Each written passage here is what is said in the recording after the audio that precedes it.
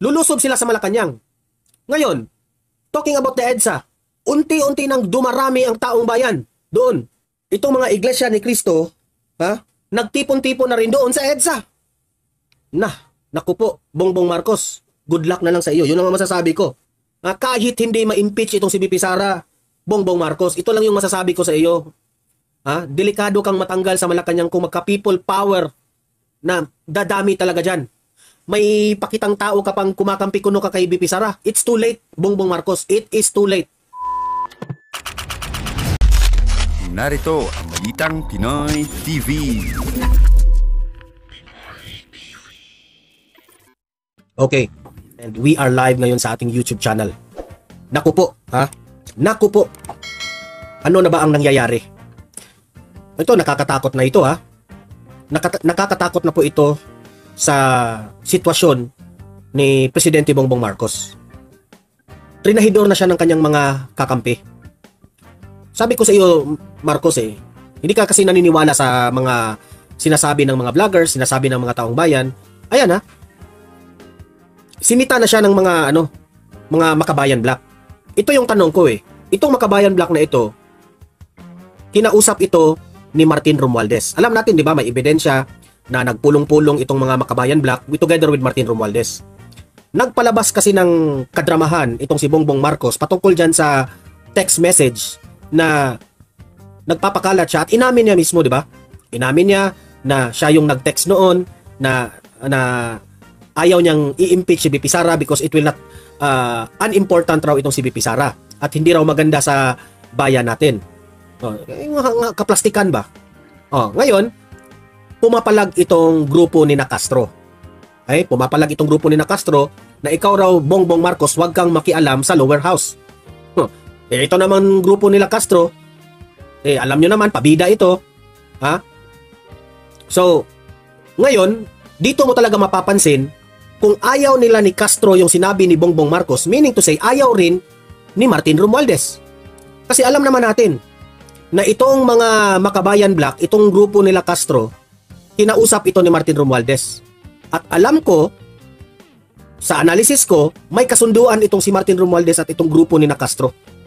Bago ang lahat, bago natin ito pag-uusapan, help me po na i-like muna at i-share itong video na ito para guys, kakalat ito sa taong bayan. Okay, sabay-sabay nating i-like muna at i-share itong video natin, Facebook at YouTube. 1, 2, 3, go!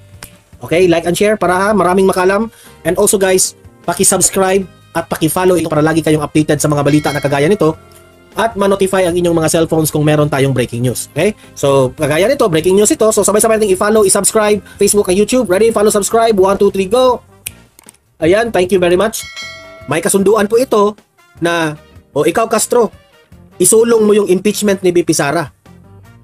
Pati itong si Martin Romualdez, gustong ma-impeach itong si BP Sara kasi po, sa analysis po natin, nagmamadali itong maging vice president.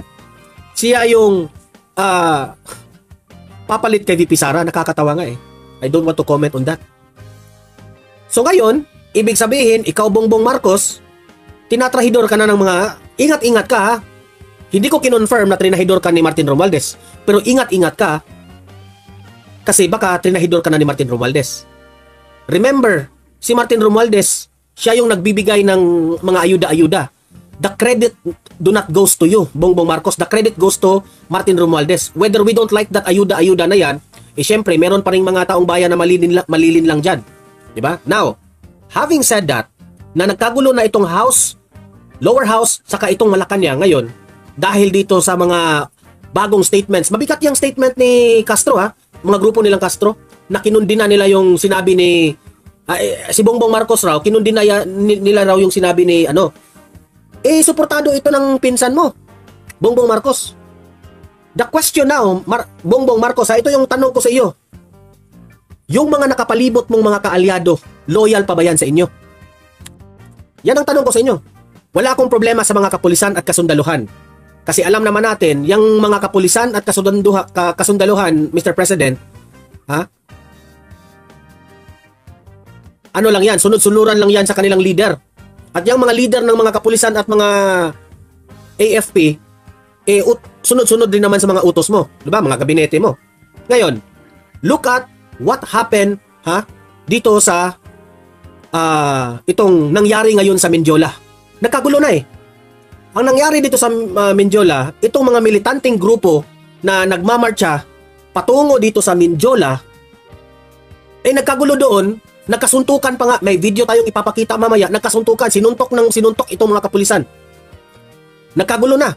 And I know, itong baka interpret ito ng mga media at ilan nating mga kababayan.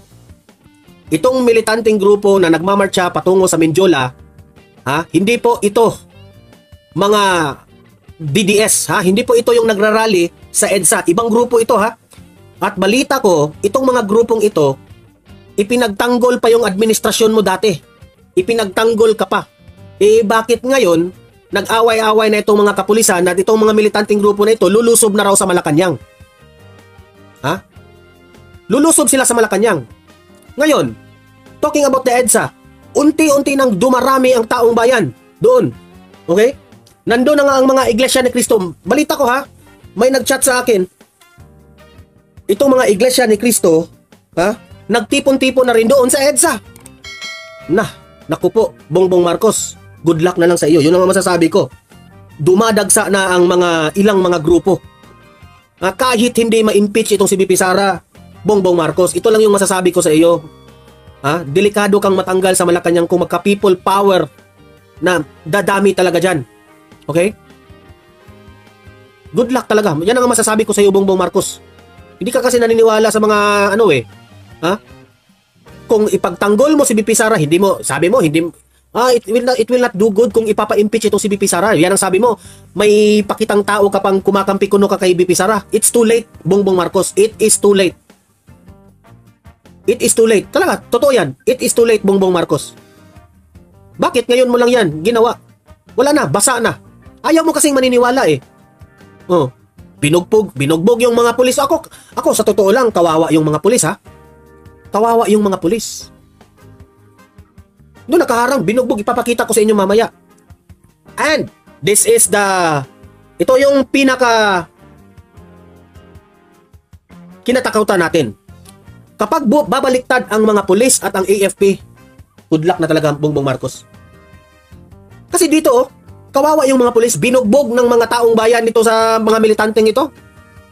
Hindi yan supporters ni BP Sara Hindi, lilinawin ko, itong grupo ng Mindiola na nagmamarcha, militanteng grupo na nagmamarcha, hindi po ito mga DDS, hindi po ito kinaugnayan sa pagpapatalsik ni BP Sara. Ito po ay may kinaugnayan sa administrasyon mo na sobrang palpak. The people now are talking, the people now is galit na galit. Galit na galit na ang taong bayan sa inyo. Now, kung still, hindi mo masisitayang, sa totoo lang ang dahilan sa mga kaguluhan na ito, walang iba kundi yung pinsan mo. Ayaw mo kasing maniniwala, Bongbong Marcos. Mas kinakampihan mo kasi ang pinsan mo na tambaluslos. Anong nangyari ngayon? Sa totoo lang, Bongbong Marcos, yung pangalan ni tambaluslos, sirang-sira na yan. Before ka naging presidente, wala na yung mga tambaluslos na pangalan nila. Wala, sira na yun. Ano pang ikasisira sa isang pangalan na sira na? Sira na dati. Ngayon, kung itong si tambaluslos sa House of Representatives, kung siya po ay maghahasik ng mga kung ano-anong gusto maging presidente, binatiko si BP Sara, ginigipit si BP Sara, ang mga ginagawa ni tambaluslos, ikaw yung nasisira, Mr. President. Sa totoo lang. Kasi kinampihan niya Kung ikaw sana, Presidente Bongbong Marcos, kung kinampihan mo sana si Vice President nung una pa, malinis sana yung pangalan mo ngayon. Paano? Ang kinampihan mo, yung tambaluslos mong malaking tiyan. Kung anong mga masamang ginawa ni tambaluslos, it reflects on you. Nasisira ka tuloy. Nasisira ka. Galit na ang taong bayan, nagagalit na po ang taong bayan because of this tambaluslos na ginagawa. Ano ngayon? Kinontra ka pa ng Makabayan Black. Akala ko, kakampi ang itong mga Makabayan Black sa inyo. Ngayon, hindi na maniniwala ang mga Makabayan Black sa inyo, Mr. President. Kasi hindi po ikaw ang nagbibigay ng suhol sa kanila. Hindi. May ibang tao pong nagsusuhol sa kanila. Di umano Hindi ikaw ang Panginoon ng Makabayan Black. Hindi ikaw yung Hindi sila susunod sa iyo, Mr. President. Kukontrahin ka pa nitong mga ito yung masasabi ko sa iyo, Bongbong Marcos ha. May ibibigay akong payo sa iyo. Wala kang mapapala dito sa Kongreso. Lahat ng mga tuwadkom na ito, lahat ng mga makabayan black na ito, hindi mo ito hawak, Bongbong Marcos. Hindi mo ito hawak. Now, if you are giving instructions or command na wag ipapa-impeach si VP Sara, hindi ito susunod sa iyo. Hindi ito susunod sa iyo, Bongbong Marcos. It's too late. Kinakampihan mo, trinahidor ka. Oh, totoo. Trinahidor ka, Mr. President. Hindi yan kakampi sa inyo. Iba na ang Panginoon nila. Hindi ikaw ang Panginoon, Mr. President. Ang Panginoon nila yung tambaluslos na doon sila nakanganga lahat doon eh. Oh. Nandun yung, huwag na tayong magbulahan. Ha? Nandun yung power. Ang budget po, ang budget ng bansang Pilipinas nandun sa House. Wala silang makukuha sa iyo, Mr. President, kung sa inyo po sila kakampi. Mas lalo silang nagagalit sa inyo na sinabi mo na wag ipa-impeach si VP Sara. Kaplastikan mo eh. Dapat nakisabay ka na lang sa kanila. Dapat sabihin mo ipa-impeach si VP Sara. Ngayon, it will, talaga, sabi ko, bagsak talaga itong si Bongbong Marcos. Mababagsak talaga yung administrasyon niya. Kasi it will create conflict on the lower house and the executive branch, itong Malacanang. It will have a conflict. Tapos, ang grupo pa nitong mga DDS na ang sobrang dami, taong bayan, 32 million, ayaw pa sa inyo, unti-unti nang lumalaki, Iglesia ni Cristo, nandun na. Yung grupo ni Atty. Vic, yung mga supporters ni Atty. Vic, nandun na rin sa Malacanang, sa EDSA. At ito pang mga militanteng grupo na nagwawala ngayon sa Mindiola. Nakakatakot na. Ako, ayokong, sa totoo lang hindi ko kakampihan itong ginagawa ng mga tao dyan sa Mindiola na binugbog nilang pulis. Kawawa yung pulis eh. Kawawa yung pulis. Sana tinulak nyo lang. Pero yung bugbogin nyo ang pulis, sumusunod lang yan sila sa utos. Kaya nga ako naaawa dito sa mga kapulisan at sa mga kasulinduhan. Sila yung nagigipit. They are just following orders. At ang ibiblame ko pa niyan, yung mga leaders ng pulis at leaders na sina Torre, sina Marbel, yun ang dapat nating sisihin. Pero itong mga pulis na sumusunod lang sa utos, kawawa eh. Kawawa. Sa totoo lang. Okay? So, ito, ang una nating pag-uusapan. Ito nga. Itong House leadership na itong grupo ni Romualdez hindi ko na sasabihin na itong House at itong si Marcos magkaalyado. Hindi na po yan magkaalyado.